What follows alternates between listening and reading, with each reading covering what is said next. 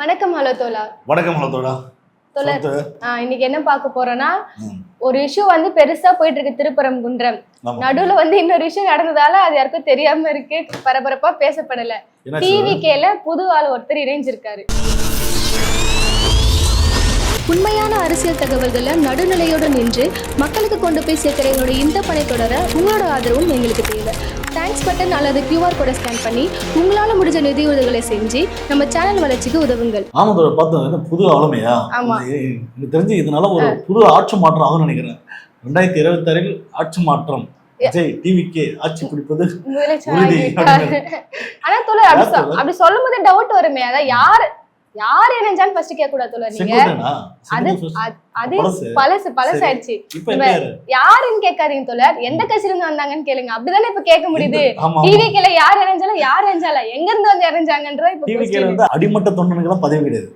மத்த கட்சியில யாரு வந்தா, அதாவது கொள்கை கூட பார்த்தோம்னா மத்த கட்சியில இருந்து கொள்கை எடுத்துட்டு வராங்க. எம்ஜிஆர், இந்த கட்சியில இருந்து அண்ணா, இன்னும் வேற கட்சியில யாருக்கு எடுத்துக்கலாம் அப்படி இப்படி கேட்டீங்கன்னா நான் பதில் சொல்றேன். யாருன்னு பார்த்தனா நாஞ்சில் சம்பத் வந்து டிவிகேல இணைஞ்சிட்டாரு. நாஞ்சில் சம்பத் நீங்களா?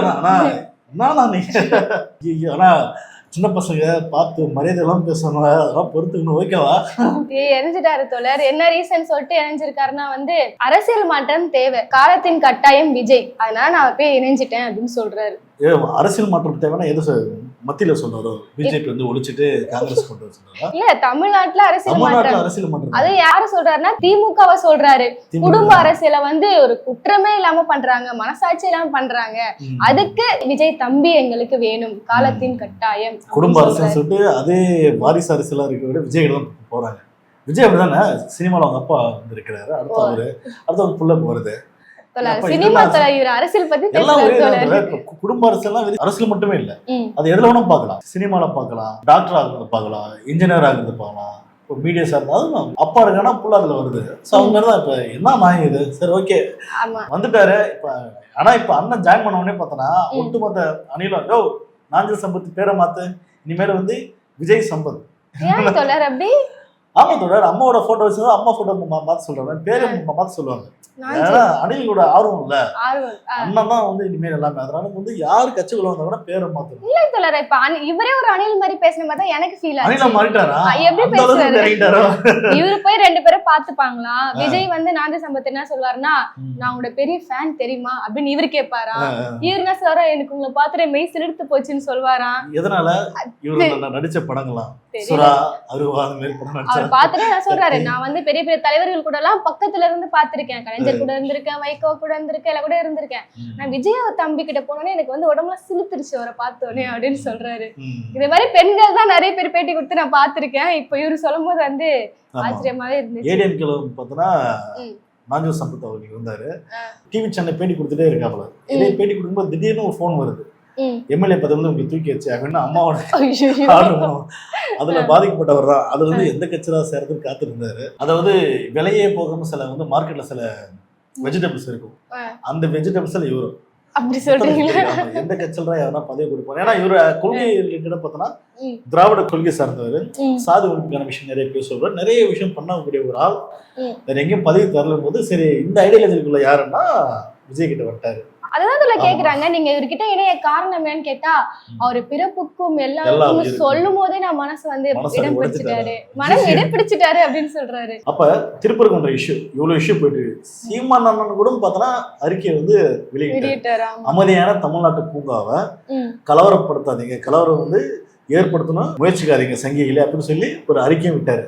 ஆனா விஜய் அண்ணங்கிட்ட இருந்து அறிக்கை தருதுன்னு ஆளே இல்லை. ஒருவேளை அறிக்கை எழுதி கொடுக்குறது யாரு இல்லையா? ஒருவேளை எங்க போயிட்டான்னு தெரியல. ஆனா அதுக்காக தான் வந்து இவரு நாஞ்சில் சம்பத் இணைஞ்சிருப்பாரோ. இதுக்கப்புறம் தமிழ்ல பிழையே இல்லாம எல்லா அறிக்கையும் வெளியே வரும்னு நினைக்கிறேன். கண்டிப்பா, ஏன்னா இவர் தமிழ் சார்ந்த ஒரு நல்ல ஒரு ஆர்வம். உண்மையாவே பார்த்தோன்னா விஜயோட அறிக்கையில அவ்வளவு தமிழ் எழுத்து பிழை இருக்கும்.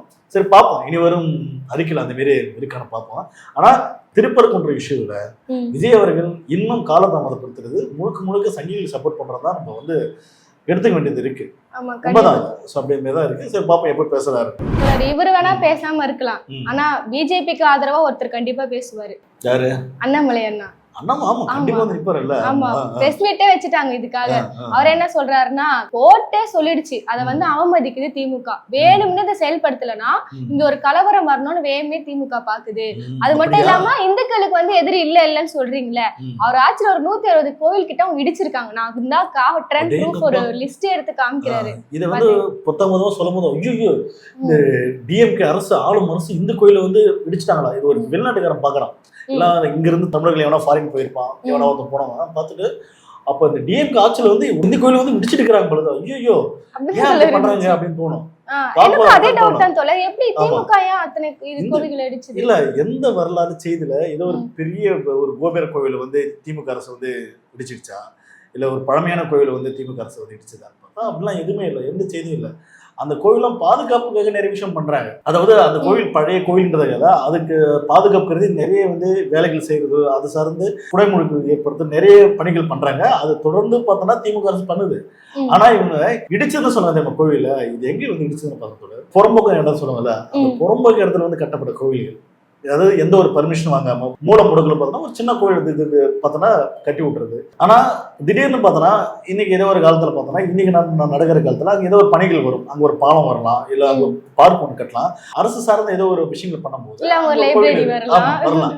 சோ அப்படின்னும் போது எடுக்கிற சூழல் வரும். ஏன்னா அங்க ஒரு பர்மிஷன் வாங்காம கட்டப்படுது, அது வந்து அரசு இடமா இருக்கு, அது சின்ன கோயில் தானே. அப்படின் போது அந்த கோயிலை வந்து தூக்கிட்டு அது வந்து அரசு சார்ந்த விஷயம் சில விஷயம் பண்ணுவாங்க. அதன் காரணமா தான் அந்த கோயில்ல வந்து தூக்குறாங்களுடைய வேணுட்டு இது வந்து இந்து கோயில், இது வந்து உடைங்க நாசப்படுறது அப்படிலாம் பண்ணது. இது வந்து முழுக்க முழுக்க வீடு தமிழ்நாட்டில் மட்டும் படத்துல தோணுது, இது எல்லா மாநிலத்திலும் இருக்கும். எல்லா மாநிலத்திலும் பார்த்தோன்னா சின்ன சின்ன கோவில்கள் மூல முடுக்கல அவங்க பண்றதோட நிறைய பக்தர்கள் என்ன பண்ணுவாங்க, நம்ம ஒரு மூல முடுக்கல ஒரு கோயில கட்டுப்பாங்க, பர்மிஷன் வாங்க மாட்டாங்க, புறம்போக்கு இடத்துல கட்டு போயிருது, இல்லைன்னா வந்து அரசு இடத்துல கட்டு போயிருது. அப்படி கட்டப்பட்ட கோயில் தான் வந்து இடிக்கிறாங்களுடைய. இதை வந்து இவங்க செய்தி எப்படி பேசுறாங்கன்னா, பார்த்தியா திமுக அரசு பார்த்தா இந்துக்கு எதிரானது, இந்து கோயில் மட்டும் டார்கெட் பண்றாங்க இடிக்கிறாங்க. அப்படி இந்து கோயில் மட்டும் இல்ல, பல இடம் சொல்ல சர்ச்சு மசூதி எல்லாம் பார்த்தோன்னா ஆல்ரெடி பர்மிஷன் வாங்கி தான் பண்ணுவாங்க நிறைய இடத்துல. ஏன்னா ஏற்கனவே அவங்களுக்கு வந்து மைனாரிட்டின்னு சொல்லி பயங்கர இஷ்யூ அப்படின் போது அவங்க என்ன பண்ணுவாங்க, நிறைய இடத்துல வந்து பர்மிஷன் வாங்கி, இல்லைன்னா அவங்களோட சொந்த நிலம் அந்த மாதிரி இடம் தான் வாங்கி பண்றாங்க.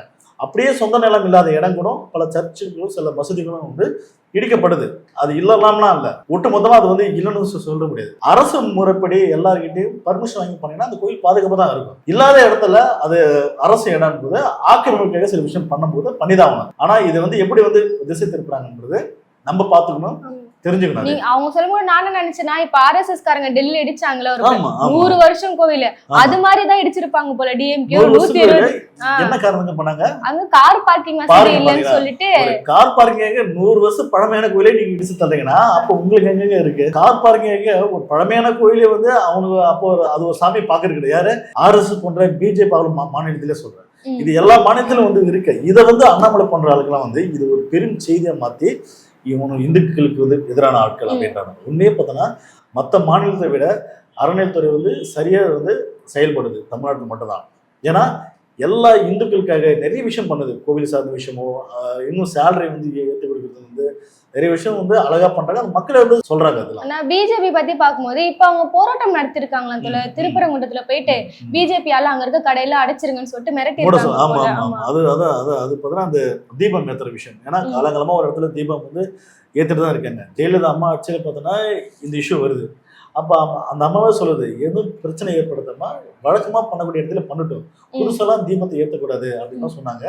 இப்ப இவங்க என்ன பண்றோம்னா அந்த பிஜேபி போன்ற சங்கிகள் வந்து நாங்க வந்து அந்த தர்கா எங்க இருக்கோ அங்கதான் நாங்க வந்து ஏற்றுவோம் தீபம் அப்படின்னு சொல்லி அப்படி வரதான் பெரிய பிரச்சனை இருக்குது. அதனால எங்களுக்கு வந்து கோர்ட் ஆர்டர் கொடுத்துருச்சு, நாங்க அங்கதான் போக போறோம். கோர்ட் ஆர்டர் கொடுத்தாலும் அரசு இங்க பக்கத்தோட மத பிரச்சனை ஏற்படுத்தாம கலவரை ஏற்படுத்தாம இருக்க எது சரியான வழியோ அது பண்ணுது. அது ஆனா இவனை வந்து பிஜேபி சங்கில் பார்த்தோன்னா இல்ல எங்களுக்கு கோர்ட்டு கொடுத்துச்சு அப்படின்னு சொல்லி ஒரு ரொம்ப பண்றானுவ. அதன் காரணமா தான் வந்து சொல்ற மாதிரி கடையெல்லாம் அடைச்சிருங்கன்னு சொல்லிட்டு அவங்க மக்கள் சொல்லிட்டு இருக்காங்க. உங்களுக்கு அதெல்லாம் ஒரு பிரச்சனையே, நீயே வந்து வியாபாரத்துக்கு எடுக்கிற போய். ஏன்னா அந்த பகுதி மக்களுக்கு அது பெரும் பிரச்சனையே கிடையாது. நாங்க நல்லா தானே இருக்கிறோம், நீங்க என்ன நீங்க இந்துக்கள்ன்றது நாங்க தான். நீங்க அதாவது காவி சட்டம் அதோட இவனு உள்ள வரும்போதே போராட்டம் பண்ணலாம் வாங்க இந்துக்கு ஒரு பிரச்சனை சொல்லிப்பான்னு சொல்லி கூப்பிடும் போது காவி துணிய போறாங்க. பாரத் மாதா கி ஜெயின் சொல்லிட்டு கோஷம் எழுப்பினாங்க. வீரவேல் முருகனுக்கு அரோகரா, செந்தில் ஆண்டவனுக்கு அரோகரா, அந்த மாதிரி கோஷம் தான் நான் இதனால வரை நான் கேட்டிருக்கேன். அவங்க சொன்ன வார்த்தை வந்து பாரதிய ஜனதா கே ஜெய். அந்த மக்கள் பகுதி மக்களே சொன்னாங்க, என்னங்க காவி துணின்றாங்க. இல்லங்க போராட்டம் பண்ண முருகன்சாமி கூப்பிட போறீங்க காவி தண்ணி போறீங்க பச்சை தண்ணி தானே போடுவோன்றாங்க. அப்படியே கேட்டாங்க. ஆமா அப்புறம் உள்ள வந்து பாரத் மாதாக்கு ஜெய் சொல்லுங்க, ஜெய் ஸ்ரீராம் சொல்லுங்க. ஜெய் ஸ்ரீராம் முருகனுக்கான ஜெய் ஸ்ரீராம் சொல்லுங்க, அரோகரான்னு சொல்லலாம், அதெல்லாம் சொல்லக்கூடாது, பாரத் மாதாக்கு ஜெயன்றானா. அப்ப யாரு என்ன வார்த்தை சொல்றான்னு பார்க்கும்போது இருக்கிற தமிழர்கள் வந்து பார்த்தோன்னா அரோகரா முருகா கந்தனுக்கு அப்படிதான் சொல்லுவாங்க. இந்த மாதிரி வந்து பாரத் மாதாக்கு ஜெய், ஜெய் ஸ்ரீராம் சொல்லி இந்த நார்த்ல உள்ள கலவரத்தை வந்து மனநிலை வந்தீங்கன்னா தமிழ்நாட்டு மக்கள் கண்டிப்பா செருப்பு கழட்டி அடிப்பாங்க கண்டிப்பா. ஆனா நீங்க இவங்க எல்லாம் குரல் கொடுக்குறாங்க, ஓகே தோழர். நம்ம இபிஎஸ் ஐயா, அன்புமணி ஐயா இதுக்கெல்லாம் எதுவுமே சொல்லிங்க சொன்னாங்க தோழர், கண்டிப்பா சொன்னாங்க. ஏன்னா பார்த்தோன்னா அவங்க அதேதான் கோர்ட்டு சொன்ன தீர்ப்பு வந்து ஏத்துக்கணும், அதை வந்து அரசு வந்து செயல்படுத்தணும்னு சொல்லி அன்புமணி ஐயா கூட சொல்றாரு. ஏன் அந்த அரசு அப்படி பண்ணுதுன்றாங்க. அன்புமணி ஐயா 10% அவங்களுக்கு வந்து இடஒதுக்கீடு வந்து கோர்ட்டு சொல்லிச்சு, பார்த்து வந்து ரிஜெக்ட் பண்ணிருச்சு. இப்போ 10.3 நினைக்கிறேன்.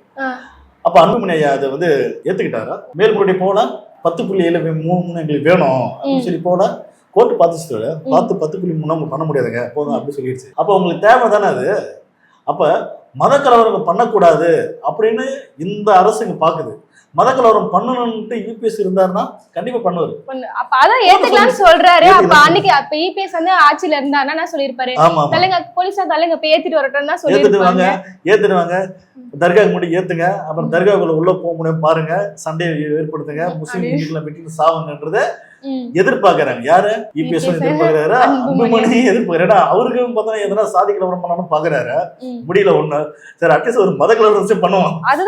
அதுதான் சீமானும் சொல்லியிருந்தாரு, இது ஒரு கேடு கெட்ட அரசியல், எதுக்கு இவ்வளவு நாளா முருகர் உங்க கண்ணு தெரியல, இப்ப மட்டும் தெரியாருன்னா எலெக்ஷன் வரப்போது அதனால நீங்க பண்றீங்கன்னு சொல்லிட்டு கண்டிப்பா தீபம் ஏத்துறது காலகாலமா அவங்க பண்றாங்க, சாமி கும்பிடுறாங்க. இவங்க தீபம் ஏத்தணும்னா நாங்க அங்கதான் போய் ஏத்துவேன். ஏன்னா அந்த மலையே பார்த்தா இந்துக்கள் மலை, இது எங்க மலை. ஏன்னா ஒரு காலத்துல வந்து அந்த கல்லு பத்தி சொல்லுங்க, அது நில அளவை கல்லுன்றாங்க, இவங்க தீபத்துன்றாங்க, சண்டை அது. ஆமா அந்த கல்லு கூட பார்த்தோன்னா அது ஏதோ ஒரு கல்லு பழையமான கல்லுன்றாங்க. அந்த கல்லு பார்த்தோன்னா நில அளவு கல்லு தான் சொல்றாங்க. அது வந்து அப்போ வச்ச கல்லுன்றாங்க அடையாளமா. ஆனா அந்த கல்ல போய் வந்து தீபத்தூண் எதனா ஒரு காரணம் தோழர். ஆனா உண்மையை தோழர் நடந்த சம்பவம் பார்த்தா இவ்வளவு நாளா காலங்காலமா எப்படி பண்ணாங்க, அதை பண்ணுங்கடா. அதை விட்டு இவங்க கலவரம் பண்றது ஆட்களும் பார்த்தோன்னா அந்த ஊர் பகுதி மக்களே கிடையாது, வெளியே இருந்து வர வச்சிருக்காங்கன்னு சொல்லி வெளியே இருந்து வந்து கலவரம் பண்றதுக்கு வேணுட்டே வந்து ஒரு தொடர்ந்து பண்றாங்க. இதுக்கு சப்போர்ட் பண்ண விஷயமா நிறைய சங்கிகளையும் பார்த்தோன்னா சோசியல் மீடியாவில் வந்து பேச ஆரம்பிச்சாங்க. அது மாதிரி எனக்கு ஒரு டவுட், இது வந்து இந்த தீபம் ஏற்றது வந்து ஒரு இந்துக்களோட பண்பாடு இல்ல இது தமிழர் பண்பாடுன்னு சொல்றாங்க. இந்துக்களும் கொண்டு வர முடியாது, தமிழர் பண்பாடுன்னு சொல்றாங்க. நார்த்ல இருக்கிற மீடியம் பேச ஆரம்பிக்கிறாங்க. அப்ப நார்த்ல இருக்கிறவங்க என்ன, சரி நீ இந்து நானே இந்து, ஹெச் ராஜா வந்து சொல்லல நாங்களாம் இந்துக்கள் வாங்க, நீ தான் இந்து நானும் தான் இந்து. ஹெச் ராஜா அவர்கள் வாங்க முருகனுக்கு போவான், காவடி தூக்குவான், வேல் குத்துவான், வாங்க வேல் குத்துனா நிறைய ஹெச் ராஜா ஓடுறாரு. அதோட பார்ப்பனர்களோட தெளிவா இருப்பாங்க, மூட நம்பிக்கை விஷயம் பண்ண மாட்டாங்க, வேல் குத்த மாட்டாங்க, காவடி எடுக்க மாட்டாங்க, உண்ணாவிரதம் இந்த சொல்லுவாங்களே அந்த இந்த சாப்பிடாம வந்து பாத யாத்திரை போகுது, இதெல்லாம் பண்ண மாட்டாங்க. ஏன்னா அவங்களுக்கு தெரியும் எது மூட நம்பிக்கை எது மூட நம்பிக்கைன்றது அதை செயல்படுவாங்க. அப்ப நம்மள மாரி மக்கள் வந்து அது மூட நம்பிக்கை சில விஷயம் பண்ணாலும் இவனை இந்துக்கள் சொல்லக்கூடிய அந்த விஷயம் தெரியுமா, நம்ம பண்ற சடங்குகளை வந்து பண்ண மாட்டாங்க. தனக்கு உடம்பு ரீதியா சில வலிகள் ஏற்படும் போது அந்த மாரி வந்து ஒரு பண்பாடு கலாச்சாரம் பார்த்தோன்னா அந்த பார்ப்பனர்கள் பண்ணவே மாட்டாங்க. தமிழர்கள் நிறைய விஷயம் பண்றாங்க, அது மெடிசனா சில விஷயம் பாக்குறாங்க. அதனால நம்ம இந்துக்கள் சொல்லும் போது நம்ம வேற அவங்க வேறதான், அப்படிதான் இப்ப பாக்கணும். ஆமா, இது வந்து ஒரு இந்துக்களோட பண்டிகை, இது ஒரு இந்துக்களோட கலாச்சாரமே உள்ள கொண்டு வர முடியாது. ஏன்னா இந்துக்கள் எல்லா இடத்துலயும் இருக்காங்க. அப்ப ஏன் கேரளா தீபம் ஏத்த மாட்டாங்க, சிலர் ஆந்திரால ஏத்த மாட்டாங்கன்னு சொல்லிட்டு நிறைய கேள்விகள் இருக்கு. பொங்கல் பண்டிகை கூட அது இந்து பண்டிகை இல்லையே, தமிழர். ஆமா, தமிழ்நாட்டு மக்கள் தமிழர் தான் கொண்டாடுறாங்க. உலகத்துல உள்ள எல்லா தமிழர்களும் பார்த்தோம்னா பொங்கல் வந்து கொண்டாடுவாங்க. ஆனா அந்த இந்துக்கள் சொல்லக்கூடிய நார்த்ல பார்த்தோம்னா பொங்கல் கொண்டாடவே மாட்டாங்க. அப்படின்னா என்னன்னு வந்து கேட்பாங்க. அப்படிங்கும்போது நமக்குன்னு ஒரு பண்பாடு இருக்கு, கலாச்சாரம் இருக்குது, அதை நம்ம பண்றோம், தொடர்ந்து பண்றோம். இந்த கலவரம் பண்ண விதமா நாமளும் இந்த தாங்க வாங்கன்னு சொல்லி ஏன்னா உள்ள வந்தானா தெளிவா இருக்கும். நம்ம இந்த இடத்துல பார்த்தோன்னா இப்படி ஒரு மத கலவரத்தை உருவாக்க இந்த மாரி நிறைய விஷ ஜந்துக்கள் இந்த அரசு போன்ற செயல்பாடுகளும் பார்க்கும்போது அப்படிதான் வந்து இருக்கு. ஆனா இது நம்ம யார் பக்கம் நிக்கிறோம் ஒண்ணு இருக்குல்ல தொடர். இங்க இருக்கிற கட்சிகள், இந்த மண்ணில் வந்து உருவான கட்சிகள் அமைதியா வந்து இருக்கிறதே பார்த்தோன்னா அவங்க சப்போர்ட் பண்றதுதான் அர்த்தம். விஜய் அவர்கள் பார்த்தா இது வரைக்கும் வந்து அறிக்கை விடல, எந்த ஒரு விஷயம் பேசலன்னா ஆட்டோமேட்டிக்கா ஒரு பிஜேபி சப்போர்ட் பண்றதுதான் அர்த்தம், RSS சப்போர்ட் பண்றதுதான் அர்த்தம். அப்ப அவருன்றாரு தர்காவுக்கு முடி போய் நீங்க தீபம் ஏத்துங்க அப்படின்ற விஷயம் தான் அது. அப்ப அவரு பேசாம வந்து இருக்கிறதும், அதையும் தாண்டி எடப்பாடி அவர்கள், அன்புமணி அவர்கள் இவங்கெல்லாம் சப்போர்ட் பண்றது பார்த்தோன்னா மிகப்பெரிய ஒரு ஆபத்தை இந்த தமிழோட சந்திக்கும் போது ஒரு பயம் பயமே இருக்கு, வந்துட்டு அச்சம் இருக்கு கண்டிப்பா. ஆமா இப்ப நீங்க சொன்ன மாதிரி எதுவும் ஒரு கண்டனம் இல்ல, ஒரு அறிக்கை இல்ல, எதுவுமே இல்ல. ஆனா இப்போ ஒரு நாஞ்சி சம்பத் மட்டும் இணைஞ்சிருக்காரு, ஒரு சால்வை பொத்தி முடிச்சிருக்காங்க. நீங்க சொல்ற மாதிரியே நாஞ்சி சம்பத் வந்து எழுதி கொடுத்து அதுக்கப்புறமா ஒரு அறிக்கை வெளியிடுறத பார்ப்போம். இளைஞர் பட்டாளம், இளைஞர் சப்போர்ட்ன்றது விஜய்க்கு ஏதோ ஒரு கூட்டம் ஒன்று வந்து இருக்கு. அதே மாதிரி வந்து நாம் தமிழர் வந்து சீமானுக்கு ஒரு கூட்டம் இருக்கு. ஸோ அப்ப இளைஞர்கள் வந்து திசை மாறி போயிடக்கூடாது. ஒருபோதும் மோடிக்கோ இல்ல பிஜேபியோ ஆர்எஸ் பண்ண கட்சிகளை சப்போர்ட் பண்ண கூடாது. ஆமாண்டா இந்துக்களை வந்து கொல்றாங்கடா, இந்துக்கள் சரியா இருக்கடா அப்படின்னு மாறிடக்கூடாது. அப்ப அங்க உள்ள வந்து லீடர்கள் வந்து அவங்க வந்து வழிநடத்தணும். அப்படியே இதெல்லாம் தவறான வழி, இது வந்து அமைதி பூங்கா இருக்கு தமிழ்நாடு, இவங்க வந்து மத கலவரம் பண்ணணும், அவங்கலாம் வேறடா, தள்ளி நில்லுங்கடா, ஒதுங்கி நில்லுங்கடா அப்படின்ட்டு தலைவர்கள் பேசணும். இவ்வளவு நாளா சம்பவம் வந்து போயிட்டு இருக்கு. ஆனா விஜய் வந்து வாயை திறக்காம அமைதி கேட்கிறாருன்னா முழுக்க அதான காரணம். பாக்கலாம் தோழர். இப்ப செங்கோட்டையனுக்கு அடுத்ததான் வந்து நாஞ்சில் சம்பத் இணைஞ்சிட்டாரு. இதுக்கப்புறம் என்னென்ன கட்சிகள்லாம் இருந்து டிவிக்கள் இணைய வாய்ப்பு இருக்குன்னு சொல்லிட்டு மறக்காம உங்க கருத்துக்களை கமெண்ட் செக்ஷன்ல சொல்லிடுங்க. நம்ம ஹலோ தோழர் சேனலை சப்ஸ்கிரைப் பண்ணிக்கோங்க. நன்றி, வணக்கம்.